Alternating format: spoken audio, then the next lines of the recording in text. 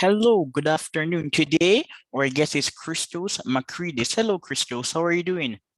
Hi, Lipton. Doing well. I am great, Christos. Like many observers of the pandemic, I am interested in the relationship between COVID-19 and social capital. Social capital is crucial for trust and development, and your paper is titled How Social Capital Helps Communities Weather the COVID-19 Pandemic. Shed some light on your findings. Yeah, the motivation behind this was that we know from prior work, going back at least 20 years, that social capital is an important ingredient at a community level for educational attainment and intergenerational mobility, financial development. Basically, anything. It's such an important piece of ingredient for this growth and human flourishing. So I figured it probably is also an important ingredient during the pandemic. And so I reached out to a few friends with the idea, and I got connected with a mutual acquaintance, someone named Carrie Wu at York University, and we started going back and forth. I shared some of the preliminary results that I had obtained, and we ended up finding this really robust result that the counties that have higher levels of social capital have lower levels of infections and deaths, even after you control for a lot of different demographic characteristics. And so that fact that you can control for age, education, income, and still find this result is quite important. And just to, I guess, before continuing, I'll say one of the social capital is a word that a lot of people throw around, and it broadly refers to trust, norms, and networks. And so we were looking at this at a county level, but you might also think about social capital at an individual level. An individual with a lot of strong ties, social networks might be termed as having high social capital, but our focus was really on the community ties. And so that was the main result from this paper, and have been doing other work around social capital and trying to dig into different dimensions of social capital. So, for example, the social interaction component, how often are people interacting and talking with one another? And so it's obviously a big loaded concept, and it's got different dimensions, but we were kind of looking at it at a county level in that paper. Well, Christos, I am not an economist like yourself, but as an observer, someone who's interested in economics, I enjoy consuming the literature on social capital. And there's also another paper produced by European researchers arguing that in regions where social capital is high, people are more likely to comply with anti-COVID-19 measures. Yeah, we reviewed a number of papers, and I forget all the citations that we have. I mean, this issue of compliance with restrictions, it kind of goes in both directions, because on one hand, at the onset of the pandemic with the national and state quarantines, there was generally a level of deference given to federal and state authorities that it's a time of great uncertainty. There was a lot of, notably a lot of obviously concern. I think I don't know what the time frame of these European authors is, but I would be actually quite surprised if the areas with high social capital just like forever basically comply, because areas where there is great trust can also have that trust broken. So if restrictions stay in place indefinitely and there's really no communication of why they're there. I mean, I was seeing in Europe and Germany, Austria, there are another round of really rigid lockdowns. And so I suppose that those authors might want to kind of check to see whether that still holds, because it might actually go in the opposite direction, that after trust is kind of broken, it could end up swinging in the opposite direction. And there is also a paper published by NMBER, the National Bureau of Economic Research, asserting a link between civic capital and slower transmission. Did you see that paper? I don't know the one that which John author. John Barrios. John Oh, Barrios. John. Yeah. No, it ended up coming out. I think they were using the SafeGraph data, if I remember right, the cell phone data to track like where people were interacting. Yep.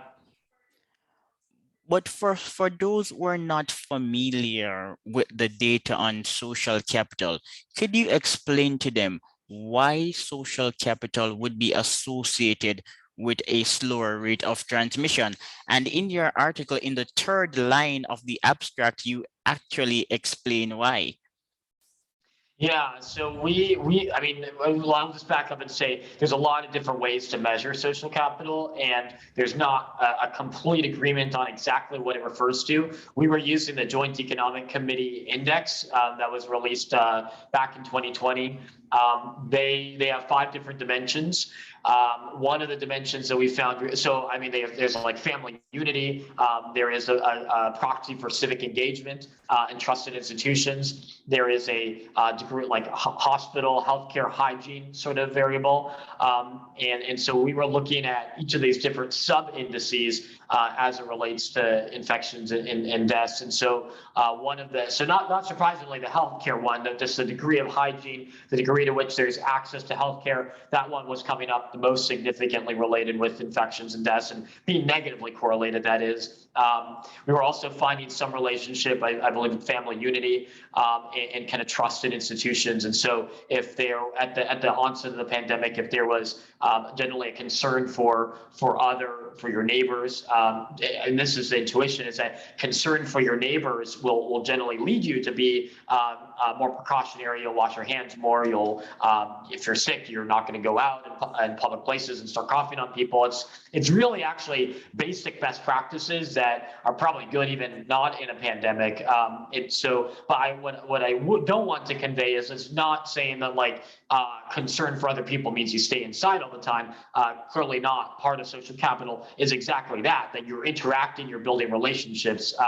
But in the event where you are sick or you're thinking you're getting sick, that concern for others leads you to be just acting in kind of in a golden rule sort of style, that you act in a way that you'd like your neighbor to treat you as well. So and bottom line is that we broke it out into these different sub indices and kind of found evidence in favor of that intuition. Christos, you said something quite revealing. Prior to COVID, I enjoyed washing my hands. I'm an introvert. I like to read, and as a libertarian, I take individual autonomy seriously. So I've been arguing that the COVID-19 protocols are normal patterns of behavior. Yeah.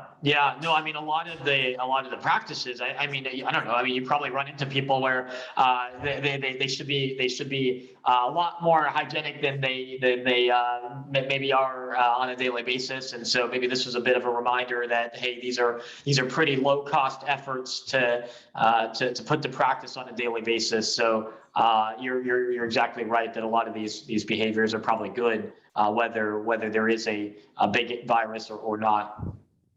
And respect is also a crucial variable. Guido Tabellini, he has a paper on generalized trust, respect, and culture. And in a culture where people respect each other, they will value their rights and their life. And if you value other people, you're not going to infect them. And let me be a bit clearer. You don't have to like someone to respect the person's agency as a human being. Right. Yeah, no, that's an extremely important point, I think, today, where a lot of people are equating disagreement with somebody to justify being rude or argumentative or just, I mean, you name it. So I think this question of respecting each person as somebody that is worthy of just kindness, respect, honor, regardless of whether there's a disagreement here or there. So I think that's something that we can put to practice in a lot of ways today, whether it's in social life or whether it's in our professional work or whether it's in when we read an op-ed that we might disagree with. I think it's a crucial point. Let me give another clear example. So I like to wash my hands. And if a restaurant and its management, if these people respect their clients, they're going to install sanitizers in the bathroom. So I live in Jamaica, and for a long time I went to various restaurants. Many of them were not necessarily known for dining; they were common restaurants. But I would enter into a restaurant, and I like to wash my hands. I'm a clean freak, and when I went into the bathroom, there was no soap, no sanitizer, and because of COVID, these clones have the audacity to stop me when I enter and say, use sanitizer when I already have my alcohol or my sanitizer in my bag. And this is a bit disturbing since containing COVID requires us to minimize interaction. So as a clean person, I was always washing my hands. So when you stop me and you say, okay, take alcohol or sanitizer, I am annoyed and you're not reducing interaction. Yeah, no, I mean, I think one of the tricky things just about the world that we live in is that there are so many different establishments, and every place basically makes a decision about how often to wash, whether it's a restaurant, how often to wash their hands when they're preparing the food, where they source the food, that sort of social interaction that emerges. And so we kind of enter into a bit of a social contract, whether we like it or not. And we either agree with or disagree with if we decide to go or not to go to a certain place. And so I think it's important for organizations to kind of make transparent where exactly they lie. And so, I mean, you can have some places that maybe go on one side of the spectrum and don't have soap in a bathroom to wash their hands, and that's probably not a good thing. And then other places that go to the other side of the spectrum where they're saying you need to put sanitizer on every 5 seconds. So I think it's like this kind of careful middle ground, and then allowing people the opportunity where if they for whatever reason, rightly or wrongly, really want to sanitize their hands a ton, then maybe they don't go out to that restaurant or whatnot. I think this is it's tough because each person's bodies are made differently, and yeah, I mean, it's something that we kind of have to resolve. But an establishment, I mean, I'd say minimum quality standard is like having soap in the bathroom is probably not too much to ask. So I don't know. Yeah, I guess in certain places they maybe don't have that. If and that could become a good norm is just to have sanitizer in the bathroom. But maybe Yeah, that's a positive yeah. thing that's been changing. My point, Christos, is that before COVID, these restaurants did not have sanitizers, and I had to beg them for it. And now, with the advent of COVID, they're annoying me. Yeah, they went That's on the my other side of the problem. spectrum. Yeah, no, I mean it's true. Like it's they a lot of different organizations have swung in different sides of the spectrum just within a span of a year or 2 years. So yeah, I mean every organization needs to figure out. We're in the like if you're in the business of customer service, you need to figure out what do customers expect, what is reasonable accommodation, and to figure out how to do that. And if the organization is not able to do that, then maybe they are not in the business of customer service. So it's a good question, and I mean you point out an inconsistency for sure. Yeah, organizations should promote hygiene irrespective of the pandemic. That's my point. Yeah, yeah. No, I mean there's certain best practices that are good to have regardless of whether there's a really big virus on the loose or not. I mean, there's always the common cold. There's always something, and so just promoting this best practices around washing hands out the bathroom is like, I mean, pretty obvious, and something that I would hope more restaurants or establishments make a norm. And even social distancing can be quite tricky. So if a room has 10 people, again, I'm an introvert, I may not enter, but because I'm an introvert who likes his own space, if I'm situated in a room with 10 people, I'm not going to touch them. I can still maintain my space. But Jamaica is a small country. So if a restaurant or a business establishment is very large, it is the duty of the security guard to monitor the movement properly. If you do not monitor the movement properly, you're going to end up with a restaurant. Two people are inside of the restaurant and the line outside is really long and there's clustering. So you're basically defeating the purpose of social distancing. Managing COVID crystals requires intelligence. Right. Yeah. No, I mean, I guess, I mean, I think there's still an open question about what exactly, how effective is social distancing. I guess at different points of the pandemic, there is a bigger risk of transmission, fewer people have had it, and so there is less kind of antibodies. I mean, we might differ here, but like I'm personally of the view that like being close to somebody is like probably not a big deal. But I mean, obviously, if somebody is sick, and this is exactly where concern for other people is important, because if you're not sick, the other person's not sick, being close to one another doesn't make that much of a difference. But if you're not sure if somebody is sick because there's not really trust at that local level, then hey, then you are going to be more risk averse. You're going to be more precautionary. And indeed, some people decided not to go out a lot. They didn't go out to restaurants because they were like, I don't know if somebody is coming in and maybe is sick. So I mean, I think it's a complicated question, and people have to figure out what's their own risk aversion level and kind of optimize based off of that. But normally most people practice social distancing, especially in America, because of all the countries in the West, America is the most individualistic country. And again, I am familiar with the data on individualism. So in a country like America, people generally like their own space. Therefore, if we're going to promote social distancing, it must be done within the family or in our social groups, because if you contract COVID-19, more than likely you're going to get it from a family friend or someone at a restaurant, someone you know really well.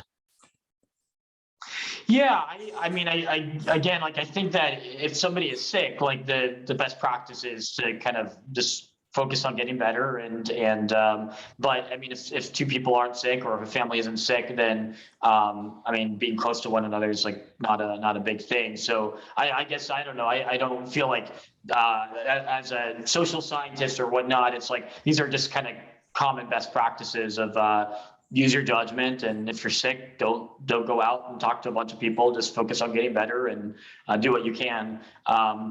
Yeah, I don't know in terms of just like socialization how much differs Europe, United States. I think Europe is probably a little bit more of a thinking about the Mediterranean is maybe a little bit more of a touchy culture. But I mean, I just think it's individuals can kind of figure out what they feel comfortable with.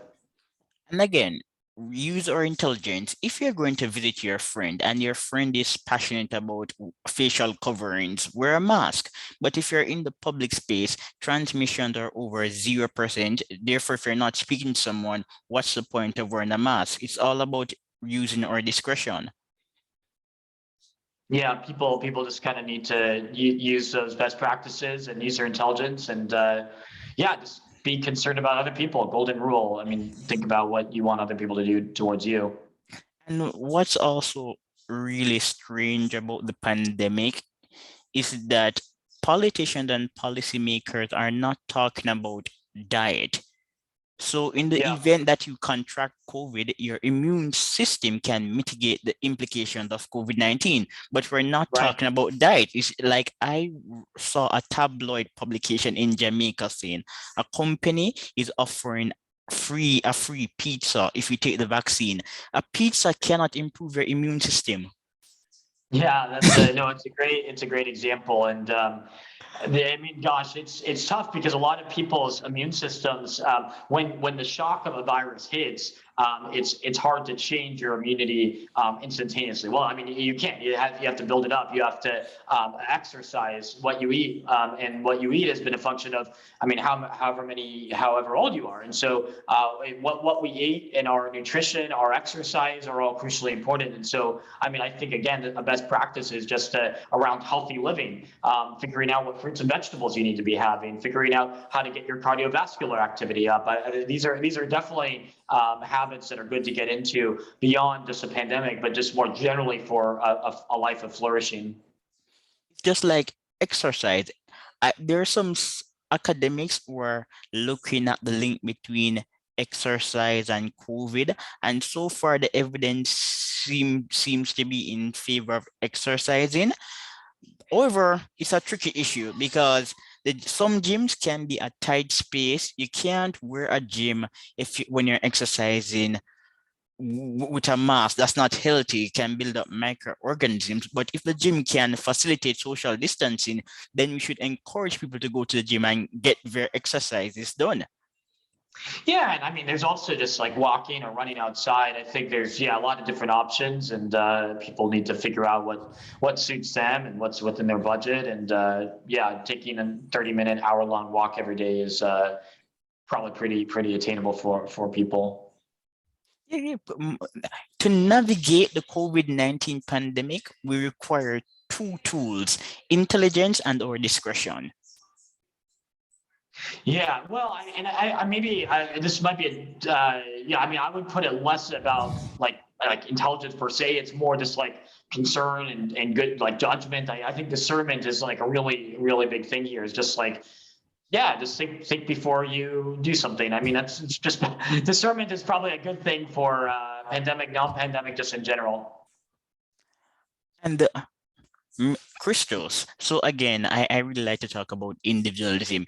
Individualism can have a downside during the pandemic. The upside is that if you're individualistic, you respect people and their rights. The downside is that if you're individualistic, you are usually compelled to do what you want to do, even if it may put other people at a disadvantage. And there's a paper by Samuel Bazi and Martin Fisby making this point titled Rugged Individualism and Collective Inaction During the COVID-19 Pandemic.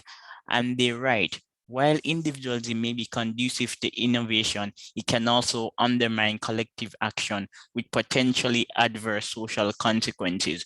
We show that America's frontier culture hampered the response to the COVID-19 pandemic. Across countries, greater total frontier experience is associated with less social distancing and mask use, as well as weaker local government effort to control the virus.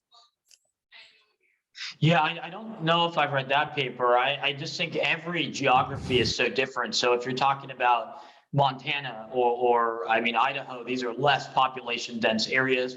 They're areas that were really not hit as hard by the virus, say compared to like New York City. And so I would just say decentralization is pretty important here because each locality will decide how much of a particular policy to necessarily have in place or adhere to. So the policies that are going to be good for Texas are maybe different than the ones in California. And I mean, you saw a lot of people moving from California to Texas during the pandemic because of how they thought it was managed in California. So I guess my gut reaction is just that it's kind of hard to think about rugged individualism as like a univariate characteristic, but rather individualism in certain areas of our life is good. So it's good to be ambitious, but it's also good to have compassion and care for one another. And so it's not an either or. It's really like it's good to have individualism, but it's also good to kind of care for other people, and how you combine those two and then use discernment in different circumstances to know when individualism is good. So when I'm writing a paper, it's good to be kind of individualistic and be like, okay, well, I'm not going to wait around for somebody else to write the paper. This is my idea, and I'm going to try to run with it and to make the modifications, to run the analysis, blah, blah, blah. And whereas when then I'm trying to figure out how to build a team around something, then I start to have to think about compassion and what's the other person's interest and how do we come together. So I think it's just, I guess the bottom line that I'd really like to stress is that it's important to think about all these characteristics as a bundle instead of as a one or the other. Well, for me personally, we already established that in the era of COVID-19, one has to use this discretion and intelligence. But you made a great point. You said decentralization. Have you read Ryan Bourne's book? Economic in I can't remember the name at the moment. I can't remember the name of the book at the moment. Economics in One Virus. Yes, this is the name. Did you get a chance to read a review or look at the I blurb? don't know about it. Yeah, tell me. Yeah, it's really fascinating. So Ryan Bourne is a scholar at the Cato Institute, but what I like about the book is that he's not arguing that lockdowns are always bad or that facial coverings are stupid. It is really nuanced. And in one chapter, Ryan mentioned the role of decentralization and spontaneous order in promoting innovations to slow the spread of COVID. So, for instance, America had a testing problem and a product problem because of the regulations of the FDA. Yeah. Yeah, so it's a really interesting book from that Yeah. angle. Yeah, no, I mean, decentralization is hugely important, and it's why the United States was set up with this kind of federalist system, where states and their governors have a lot of discretion and a lot of authority. And I think there's been a kind of a realization during this time among many governors of, hey, I have a lot more authority than I maybe thought I used to. So, yeah, no, that sounds like a nice book. Yeah, and it's easy to read. It's online, so you can read it online. Economics in one Great. virus. And another problem with the discourse on COVID is that policies that are applicable for America or Japan may be inapplicable for another country. So in Jamaica, the government was praised for its management of COVID-19, but there was an error. The country is heavily dependent on tourists. Tourists, however, can stay in their hotels or tour small communities. You're less likely to contract a disease from a tourist. Jamaica is a country low in trust and social capital and noted for indisciplined. The border was allowing the influx of Jamaicans who were based abroad. So they're based abroad in the States, but they tend to visit Jamaica. The government at a later point imposed a lockdown, but it would have been better for it would have been better for the state to manage the border by restricting the flow of Jamaicans who are based abroad, because there's a tendency for such people to visit Jamaica for a summer holiday or to attend a wedding. And when they arrive in the island, they tour all 14 parishes. They cannot be controlled. So the decision to open the border is correlated with a spike in the disease. So for us, it would have been better for us to manage our border, to have a manage not sorry not a Yeah. manage local lockdown, but a manage international lockdown and free movement in the local economy. But instead, there was a lockdown in the local economy, and the internal economy was negatively affected by the lockdown, when in fact we should have managed the borders properly. I see. Yeah, no, that I see what you're saying. Yeah, I mean, each country kind of needs to figure out where are the biggest vulnerabilities. So a country that has a lot of tourists, their main vulnerability is going to be in terms of tourists that are coming from abroad, and you don't know. I mean, if necessarily they're sick, maybe. I mean, obviously you can require that they have a test to be able to come into to Jamaica, but I think yeah, each country kind of needs to figure out where exactly they stand and how to mitigate those risks. I mean, at the same time, I think that there's a lot at stake. And so if you cut off tourism for a year, there can be an extremely persistent negative effect. And so this is where it's just honestly very important for each country to kind of put it out to the people and be like, what do people think? Because maybe closing the border for a certain amount of time and then requiring a negative test or whatnot is one way to go. I mean, fortunately, I'm not in that position to make that decision, but it certainly sounds like a very multi-faceted Yeah. question. Well, Crystals, I am in favor of a border that is open to tourists. We can control the tourists. We can say, tourists, get the vaccine, or tourists, take a test. But the Jamaicans who are based abroad, we can control them. That when a tourist from the States, from America, decides to visit Jamaica, he's staying in a hotel in Montego Bay, and he may spend 2 weeks and then he returns to America. When a Jamaican based abroad visits the country, he may visit 2 or 3 parishes and attend 10 parties. We can control those people. So from Right. from a cost benefit analysis standpoint, I suggested that at the time we should have managed the border by locking out Jamaicans who are based abroad. Yeah, well, yeah, no, I mean, I think Well, yeah, when I was sharing this a minute ago, I was thinking like, regardless of whether it's a tourist that doesn't have like citizenship in Jamaica as well, it's just like anyone that's coming in would take a test. And so, yeah, I mean, it sounds like if somebody's just coming for 2 weeks and then going back to the United States or somewhere else, if they're coming, they need to be sure that they're feeling well and that they're not sick, and otherwise they should just delay the trip. I mean, I honestly, if it was me, I wouldn't want to travel if I'm not feeling well. It probably wouldn't be as easy. So from their own self-interest perspective, I would hope that they're not traveling. But from a federal Jamaican perspective, I think they would want to have a test or something like that. Yeah. And then there's also the matter of protectionism. So Ryan Bourne, in his book, he covers the topic of protectionism quite eloquently, and he cited a study saying that even if protectionist policies in America had been more aggressive, such policies would not have made a great difference. And by protectionist policies, you mean in terms of the border or in Yes, terms of? not the border. So, for example, there was the argument that America is too reliant on Chinese product, and if we were investing in industrial policy, the Chinese would not have been able to manipulate America because she would have been in a position to stand on her own 2 feet. So, protectionism in that sense.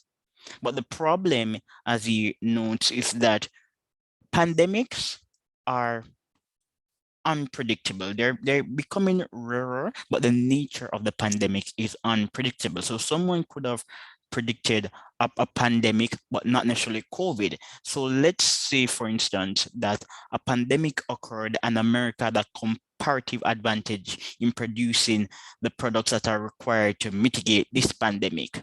So from Yeah. that angle, protectionism doesn't make much of a difference.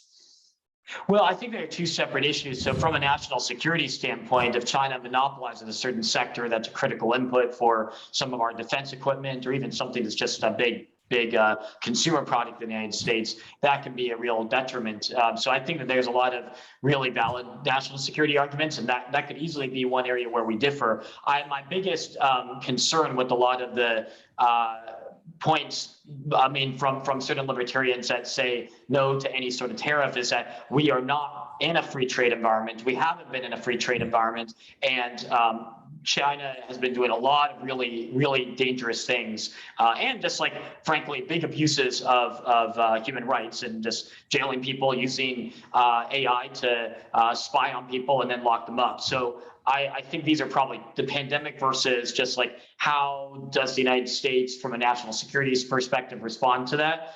Those are probably two different points, but I think from a pandemic perspective, it's certainly, we want to be on the best footing. We want to kind of figure out how to take care of our own citizens and just kind of get healthy again. But yeah, I know these are complicated questions, and I realize there's a lot of different views on the issues.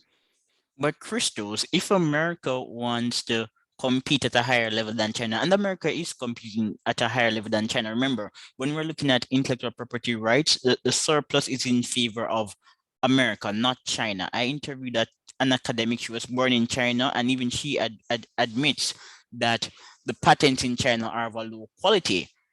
But China, as a high quality labor force, it's fairly productive. Therefore, America really needs to invest in what some call permissionless innovation. That's how you're going to combat the threat of China. Well, I mean, if they're, again, like we could probably spend like hours talking about this, but I think that maybe you're oversimplifying a little bit. When they lower the price in a certain market massively because their state-owned enterprises are subsidized in a company, that it doesn't matter how innovative one of our products is, we're just not going to be able to compete if they're subsidizing past a certain amount. And their Belt and Road Initiative is colonizing so many parts of Africa and exploiting resources. So I think that this national security question is probably yeah, a little bit deeper than what we're saying right now. But yeah, I mean, obviously there's a lot of different views about this, and I mean, I interact with lots of folks that are less hawkish about China. But no, I mean, this is something that we're going to have to continue thinking about as a nation, and with together with Europe and other countries for sure.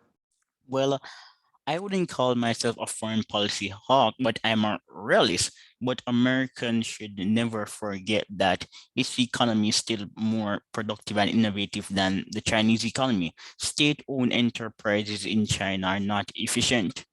And in terms of innovation, Western companies still have an edge. That's my point. Yeah, no, I guess the question is how long do we maintain an edge? In certain sectors, we just have completely lost it. There's a lot of areas in minerals, for example, where China has been monopolizing those key sectors. And then once we lose it for a long time. So yeah, how long we have the edge and how big the edge is, I think is the open question. But no, it's been a great conversation. And I mean, I really appreciate your effort to talk to a lot of different people and gather opinions about the pandemic and how to weather against it. So no, this is great. Thanks for what you're doing, Lipton. Yes, and before we go, you shared two other papers with me, and I would like you to briefly address them. One of these papers is titled "Do Third Places Matter? The Effects of Foot Traffic Concentration in Gathering Places on Financial Distress and Physical Health in Communities." Yes.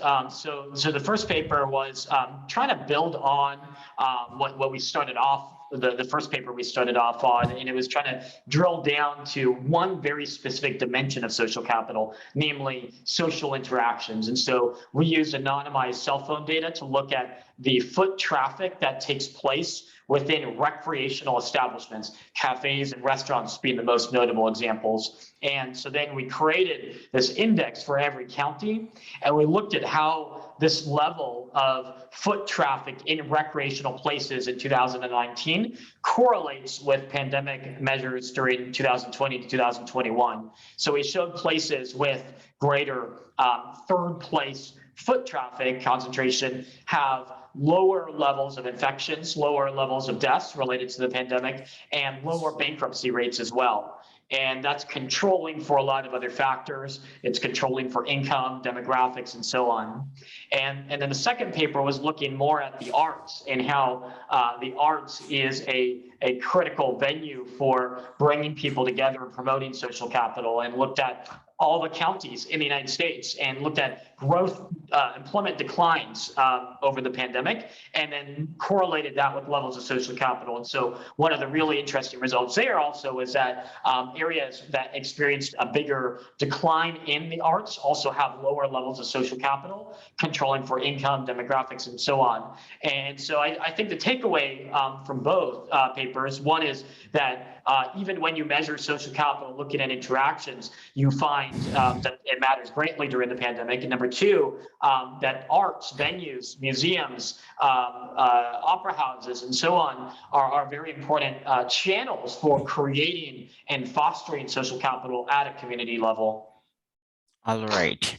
So it was a pleasure to speak to you, Christos, but unfortunately, I have to wrap up, and be free to write more papers and just share them with us and with me. Great. Thank you so much, Lipton, for doing this. All right. Bye.